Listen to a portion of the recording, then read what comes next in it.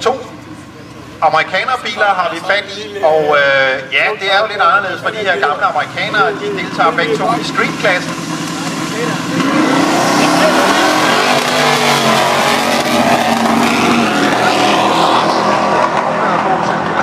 Det er tydeligvis ikke meget standardbil tilbage i.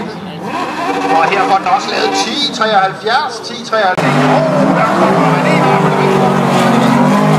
Så kommer man også i højre bane. Han stålet en lille smule, men René Jespersen i venstre spor kommer. 852!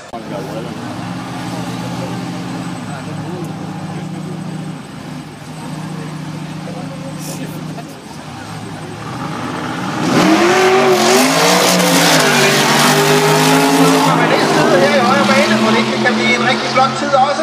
Som sagt, i 90 lavede han sidste gang 953, 953, og lige så imponerende i venstre bane 1037. Skyline GTR, og det er Henrik Lundsten.